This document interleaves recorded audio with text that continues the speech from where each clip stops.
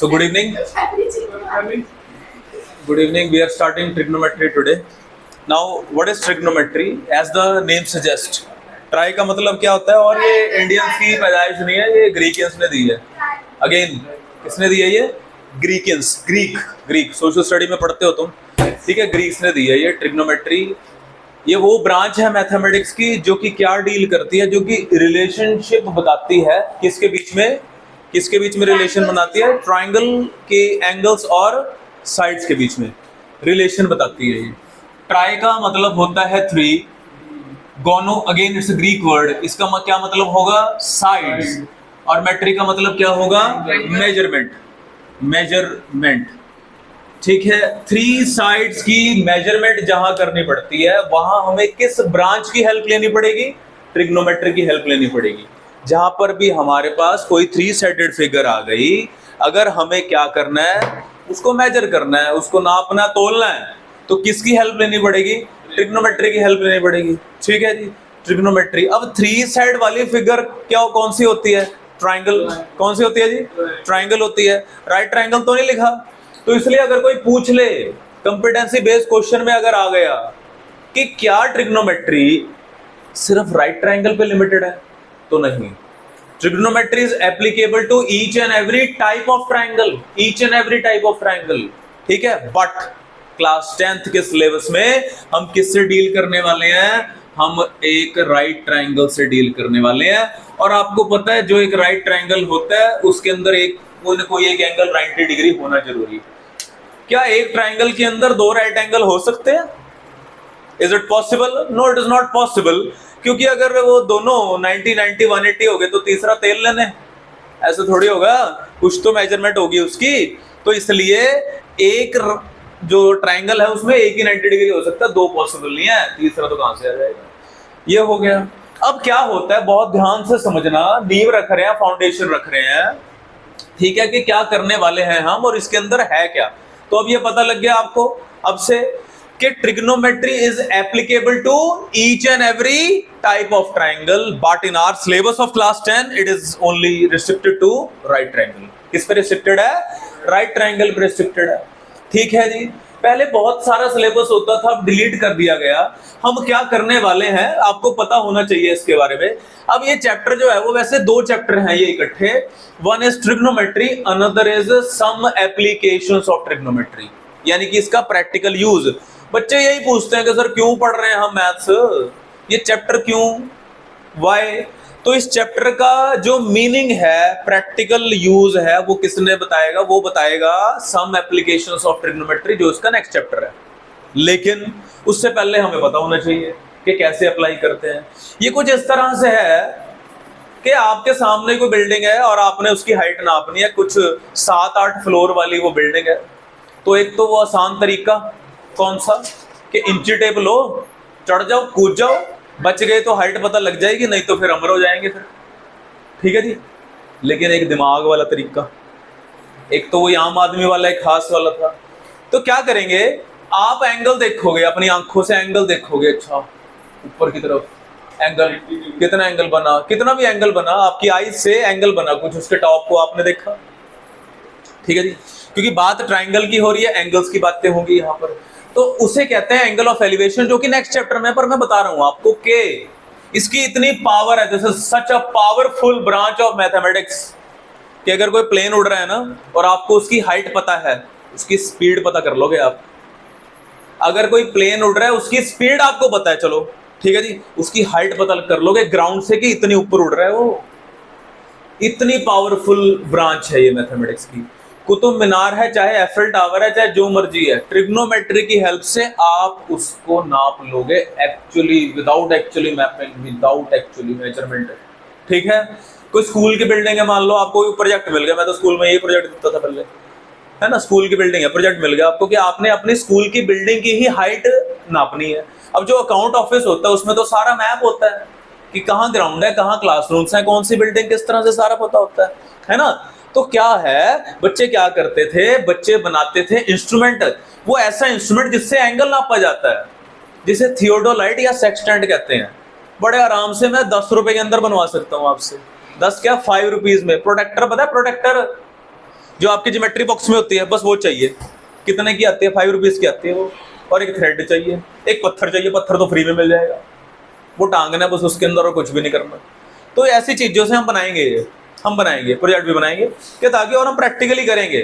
गुरुद्वारा साहब है सामने, इसकी हाइट नापेंगे हम कि कितनी हाइट पर है, कि इसका जो ऊपर है, ठीक है जी, कितनी हाइट पर है, हम नापेंगे, देखेंगे, अलग अलग सारे ऑब्जर्व करेंगे। अब कोई किसी तरीके से ऑब्जर्व करेगा, कोई किसी तरीके से ऑब्जर्व करेगा, उन सारी ऑब्जर्वेशन को हम इकट्ठा करेंगे और देखेंगे, फिर गुरुद्वारा साहब के अंदर जाएंगे और पूछेंगे यही हाइट है जी आपकी गुरुद्वारा साहब की, है ना जी। मतलब ये हो सकता है, ये हो सकता है, ये इतनी पावरफुल ब्रांच है। लेकिन अब हम ABCD पढ़ेंगे इसके बारे में कि है क्या है।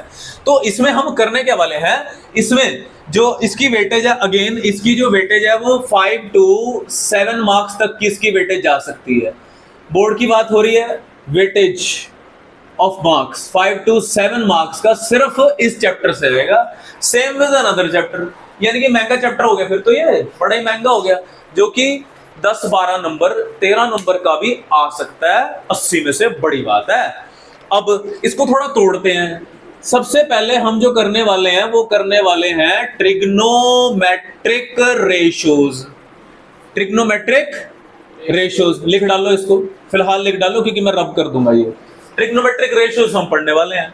उसके बाद हम पढ़ेंगे trigonometric ratios of standard angles.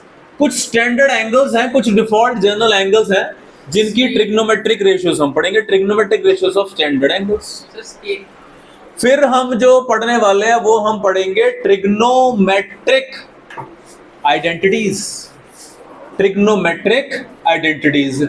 पहले trig ratios of complementary angle भी होता था, एक ओवरव्यू मैं आपको जरूर दूंगा, ताकि जो बच्चे आगे जाके क्लास 11 में मैथमेटिक्स लेंगे वहां भी ट्रिग्नोमेट्री पढ़ेंगे, तो वहां 10th की चीजें नहीं पढ़ाई जाती हैं, ठीक है जी। तो वो भी, यानी कि ये भी मैं आपको करवाऊंगा, ये डबल स्टार कर देता हूं, ये CBSE के सिलेबस से डिलीटेड है। क्या? Trigonometric ratios of complementary angles हम जरूर करेंगे, कॉम्प्लीमेंट्री एंगल्स, ठीक है जी, ये हम करेंगे। ये डबल स्टार वाला डिलीटेड है, पॉइंट टू बी नोटेड। तो ये इस चैप्टर नंबर 9 के अंदर, 8 के अंदर जो भी आपकी ओल्ड NCERT या न्यू NCERT के अकॉर्डिंग है, ये हम करने वाले हैं इस दौरान। Trigonometric ratios of standard angle के स्टैंडर्ड एंगल्स क्या है, कुल मिला के 5 एंगल है, वो भी बताएंगे आपको। फिर आइडेंटिटीज, मोस्ट इंपॉर्टेंट आइडेंटिटीज, इसमें आपको मैं ऐसी मतलब ट्रिक्स बताऊंगा आइडेंटिटीज के अंदर के सॉल्व करना कैसे है। बच्चों को सबसे डिफिकल्ट यही लगता है कि सर प्रूफ करना ट्रिग्नोमेट्रिक आइडेंटिटीज, इसी के अंदर सबसे मुश्किल ये लगता है। पर ऐसी ट्रिक्स है, मेरे पास इतना एक्सपीरियंस है कि आपको बता दूंगा सारा कि कैसे जितनी मर्जी कॉम्प्लिकेटेड ट्रिग्नोमेट्रिक रेशियोज आ जाएं, आइडेंटिटीज आ जाएं। और ये हम करने वाले हैं T ratios of complementary angles, ठीक है। तो आज जो हम शुरू करने वाले हैं प्रोग्राम, वो हम करेंगे ट्रिग्नोमेट्रिक रेशियोज से। थोड़ा इंट्रोड्यूस करते हैं कि क्या होता है ट्रिग्नोमेट्रिक रेशियोज।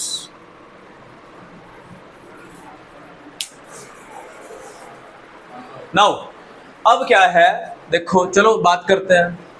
अब मैं ये मानता हूं कि अब सबसे पहले हम पढ़ने वाले हैं ट्रिग्नोमेट्रिक रेशियोज क्या होती हैं, किस तरह से है, ठीक है। अब this is totally uh different branch of mathematics, totally uh different branch of mathematics, जिसके अंदर ये भी हो सकता है कि 2 into 3 क्या 2 + 3 के इक्वल कभी हुआ है। ट्रिग्नो में करके दिखाऊंगा, कि कोई ऐसी ट्रिग्नोमेट्रिक रेशियोज होंगी, इधर मल्टीप्लाई में पड़ी है उधर प्लस में पड़ी है, फिर भी इक्वल है, ये आएगा। ये सवाल, ये उबाल उठने दो, फिर जवाब करता देता चला जाऊंगा। ये तो 6 है, वो तो 5 है। ये ऐसा अलजेब्रा में मैथमेटिक्स में नहीं होता, ट्रिग्नो में होता है। कुछ ट्रिग्नोमेट्रिक रेशियोज होंगी जो इधर मल्टीप्लाई में पड़ी होंगी और इधर प्लस माइनस में पड़ी होंगी, ठीक है जी। तो ये है। चलो अब क्या है, मैंने बोला कि ये डिफरेंट ब्रांच है मैथमेटिक्स की। अब जो भी ब्रांच आती है अपना परिवार साथ लेके आती है, जो भी चीजें आएंगी। जब अलजेब्रा आया क्लास 8 में, क्लास 7 से तो चलो थोड़ा सा ही था, अच्छा सा शुरू हुआ क्लास 8 में, जिस चैप्टर का नाम क्या था, अलजेब्रिक एक्सप्रेशंस। फिर हमें फिर मिला वो 9th क्लास में, क्या नाम हो गया, पॉलिनोमियल। फिर 10th में मिला, क्या नाम हो गया, पॉलिनोमियल। तो तब तो ये बड़ा अजीब लगा होगा कि मैडम सर ये क्या लिख रहे हो आप कि a plus B whole square is A square plus B square plus 2ab।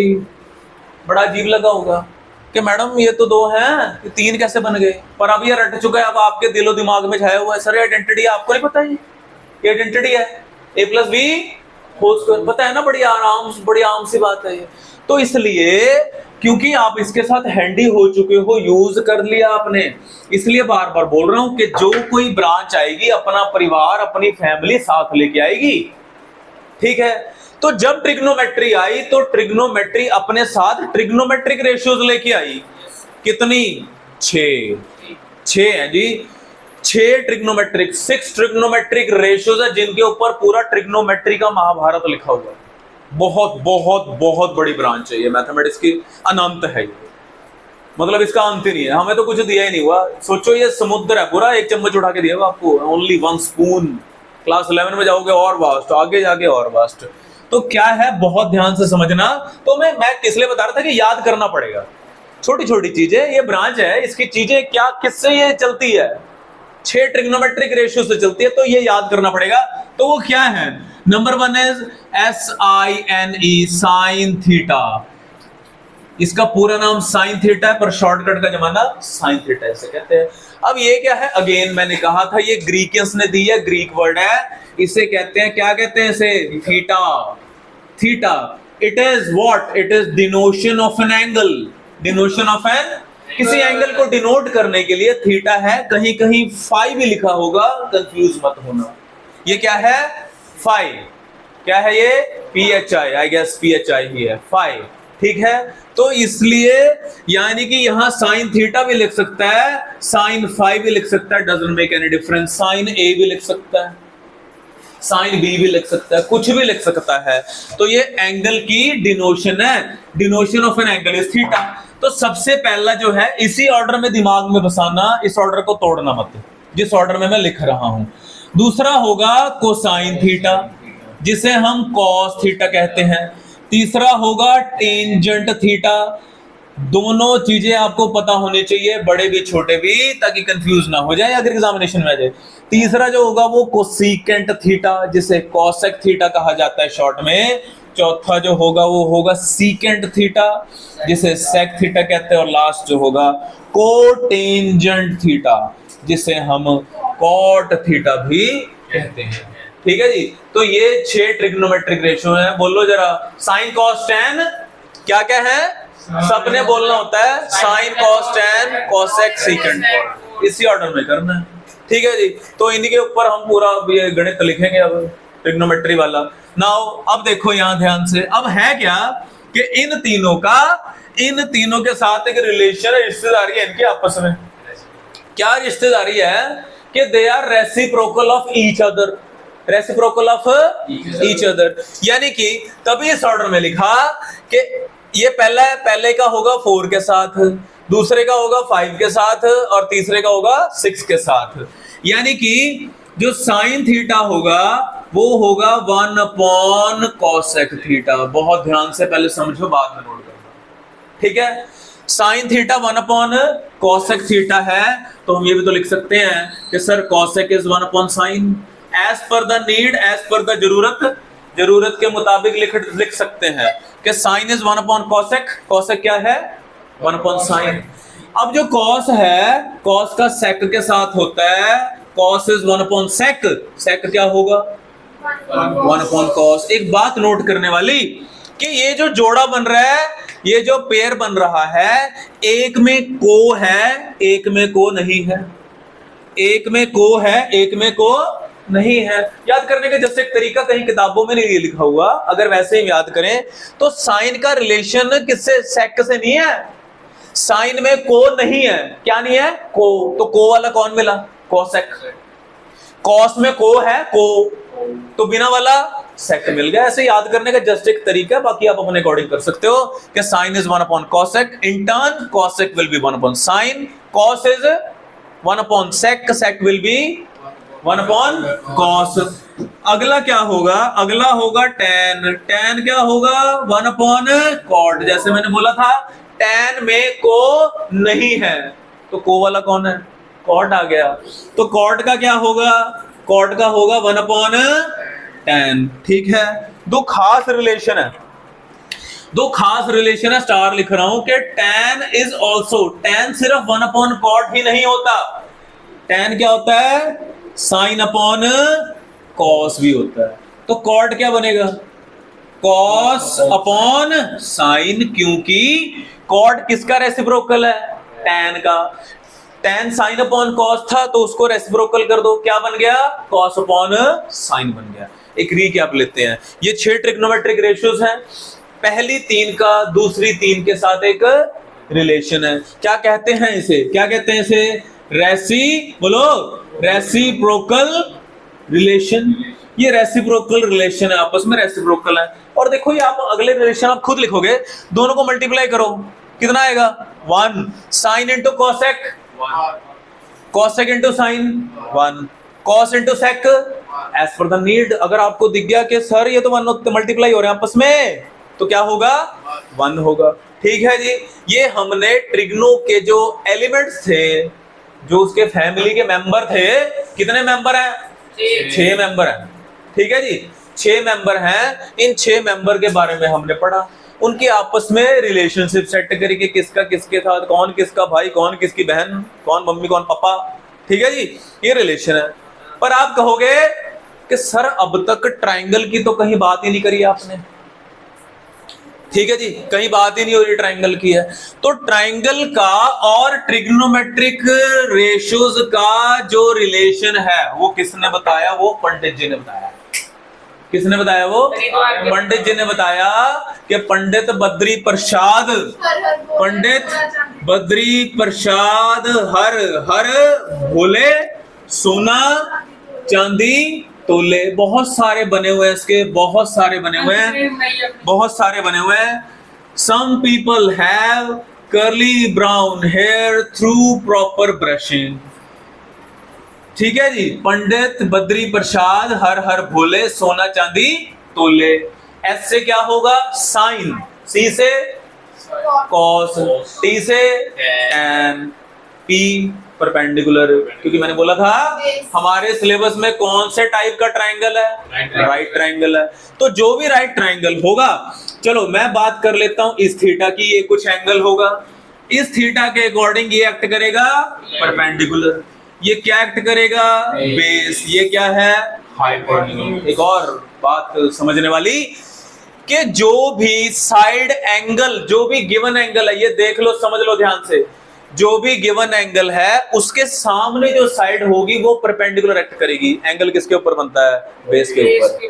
याद रखना, एंगल किसके ऊपर बनता है, बेस के ऊपर। एंगल के सामने जो साइड होगी वो परपेंडिकुलर होगा।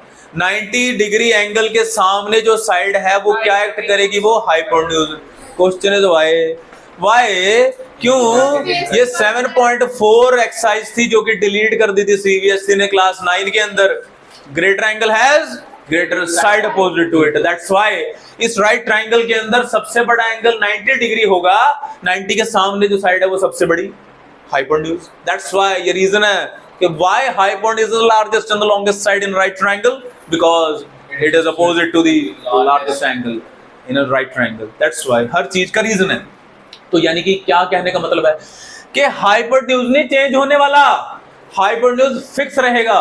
कौन चेंज होंगे, अगर मैंने एंगल ए दे दिया तो फॉर एंगल ए परपेंडिकुलर कौन हो जाएगा, बीसी बेस एबी। ठीक है, for angle C perpendicular AB base BC. एक एक आधे आधे नंबर के क्वेश्चन है ये, पर गलती के चांस बहुत ज्यादा है। आपने ये लोकेट करना है कि कौन सा एंगल है। एक छोटा सा राइट ट्रायंगल बना लेना है, एंगल के सामने जो भी साइड है वो क्या एक्ट करेगी, परपेंडिकुलर। एंगल किसके ऊपर बनता है, एंगल किसके ऊपर बनता है, पहली बार में बोलना होता है। ठीक है जी, और एंगल के सामने जो साइड है वो परपेंडिकुलर। चलो पंडित जी ने बता ही दिया कि जो साइन होता है वो P बाय H होता है।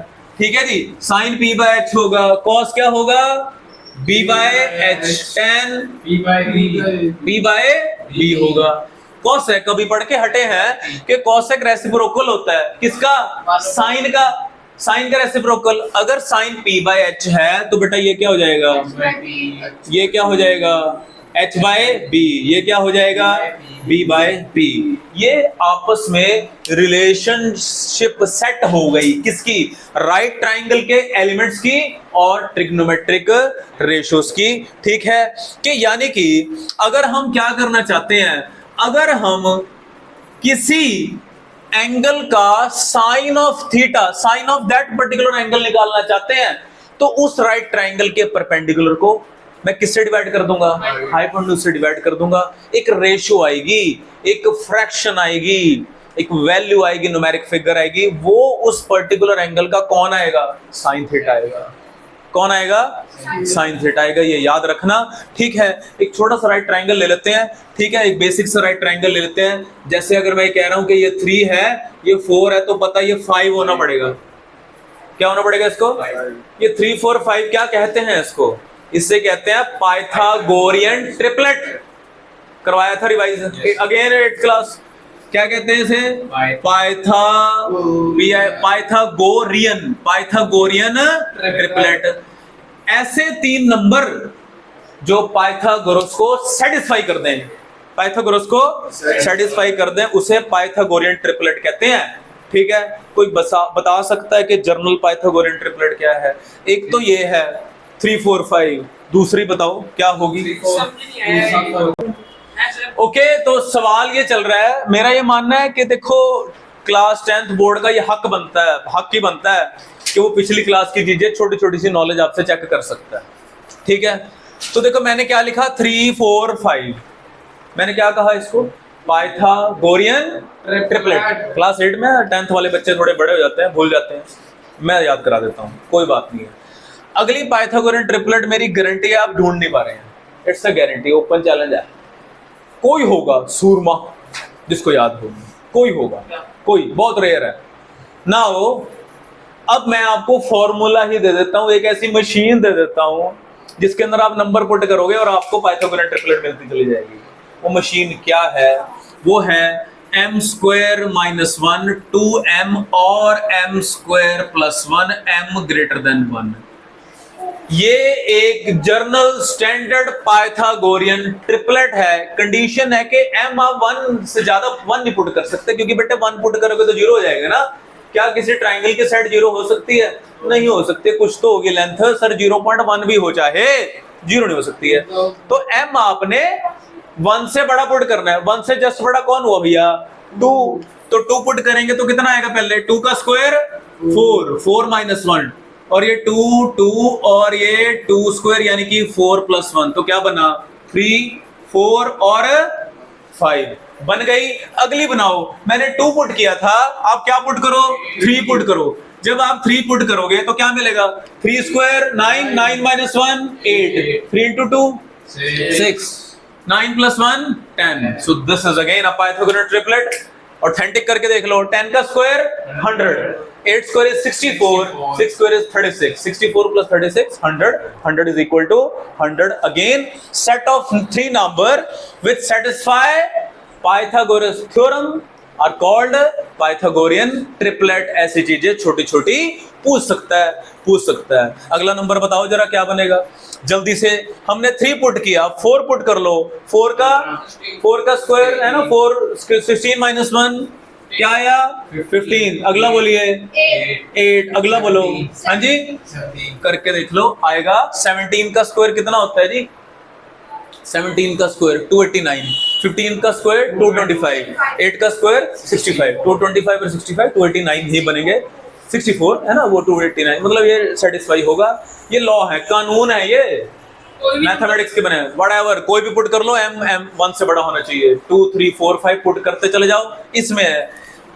अब नहीं, अभी नहीं तो कभी नहीं, याद कर लो, याद कर लो, बोलो जोर से एक बार, m² - 1 m² + 1, this is what Pythagorean triplet. Folder का नाम पाइथागोरियन ट्रिपलेट, ठीक है, इसको सेव कर लो।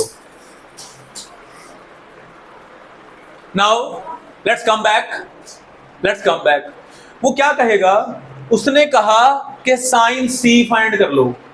क्या कहा? या कहेगा, क्वेश्चन थोड़ा सा देख लेते हैं आगे, पर्टिकुलर अभी लिखेंगे क्वेश्चन भी, कि find all 6 trigonometric ratios for angle C. क्या बोला? Find all 6 trigonometric ratios for angle C. उसने सी बोल दिया, इसका मतलब थीटा का मतलब सी हो गया। ठीक है जी, हमें क्या फाइंड करना है? हमें साइन सी फाइंड करना है। साइन, पंडित जी से पूछा साइन क्या होता है? P बाय एच, ये दे रखा है। P बोले तो 3 और H 5, तो कितना आ गया? 3/5। ठीक है, अभी आपको जस्ट ओवरव्यू दे रहा हूं, लेकिन पर्टिकुलरली करेंगे कैसे? K लेके करेंगे, क्योंकि ये रेशो है, ये रेशो। और कभी भी गलती से ये मत कहना कि सर P3 है H5 है। No, it is a ratio, it is a ratio. यानी कि अगर मैं इसको दोनों को 2 से मल्टीप्लाई कर दूं तो कितना आएगा? 6/10। ये भी हो सकता है। 3 से कर दो, 2 से डिवाइड कर दो, कुछ भी कर दो, ये एक रेशो है। तो डायरेक्टली अगर वो पूछ ले, साइन से दे दिया कि भैया परपेंडिकुलर कितना है और 3/5 दे रखा है, तो ये मत कह देना, वो आएगा उतना ही, के पुट करके एक्स पुट करके मान के। जब भी रेशो आती थी किससे मल्टीप्लाई करते थे? एक्स से। यहाँ के से कर लेंगे, नो प्रॉब्लम। ठीक है जी, एक्स से कर लो, नो प्रॉब्लम, किसी से भी कर लो। तो याद रखना ये रेशियो है कि ऐसा नहीं है कि ऊपर वाला पी हो गया नीचे वाला एच हो गया, ऑल तो वो आ जाएगा कर करा के, सर यही तो वही तो बना, कोई बात नहीं, पर हम पूरे लिहाज से पूरे तरीके से करेंगे हम इसको। ठीक है, तो आई होप ये समझ आ गया कि क्या है। ये याद कर लो, जितनी जल्दी हो सके इसको याद कर लो, मन में बसा लो। Sine cos tan, cosecant secant cot, और ये रिलेशन, दैट्स इट। ये हमारा मतलब मसाला तैयार है किसके लिए? जो एक्सरसाइज 1, जो पहली एक्सरसाइज है ट्रिग्नोमेट्रिक रेशियोज के चेक करने के लिए, उसके लिए मोर देन इनफ है ये। अब क्वेश्चन बनेंगे कैसे वो एक बार ओवरव्यू ले लेते हैं। Okay, so as I said in the previous chapter as well, examples are more important than the unsolved ones. Example ज्यादा इंपॉर्टेंट होते हैं, तो इसलिए समझना, एग्जांपल को तोड़ मरोड़ के वो दे सकते हैं, इंपॉर्टेंट है, सीधी सी बात है। ठीक है, नाउ स्टार्ट करते हैं। Given tan A is 4/3, find the other trigonometric ratios of angle A. tan A दिया हुआ है, तो भैया होगा यही होगा। एक this is one of the type of question कि टोटल कितनी होती है ट्रिग्नोमेट्रिक रेशियो? 6 होती हैं, 6 होती हैं। तो क्या है, एक आपको पता है, 5 आपने पता करनी। हमेशा ऐसे आएगा, कभी वो साइन देगा बाकी 5 मांगेगा। यहाँ tan दे दिया, क्या क्या मांगा? साइन, कॉस, कोसेकेंट, सीकेंट और कॉड मांगा।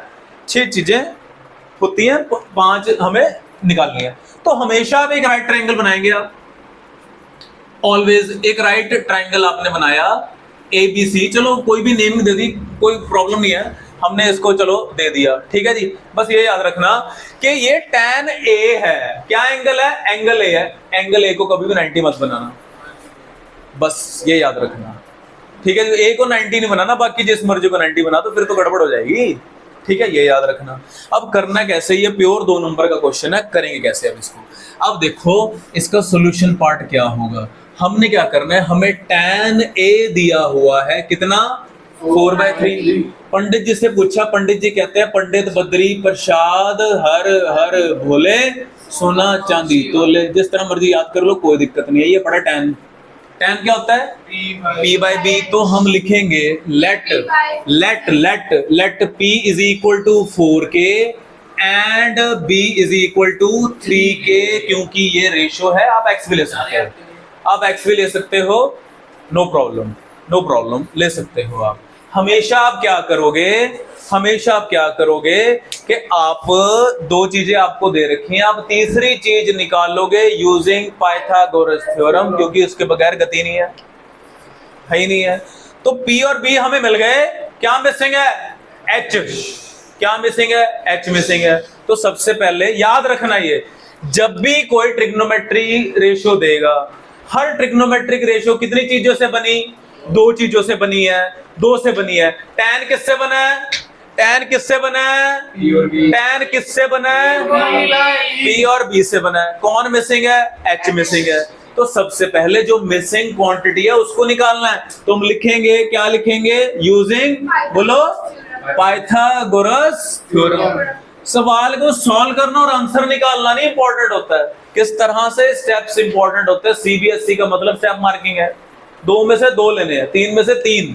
यूजिंग पाइथागोरस थ्योरम क्या कहती है, मेंशन करो। H square is equal to P square plus B square. H पता नहीं, पी कितना है 4k स्क्वायर, बी कितना है 3k स्क्वायर, क्या हो गया 16k square, 9k square, 25k square. ये h स्क्वायर है, h under the root 25k square 5k आ गया।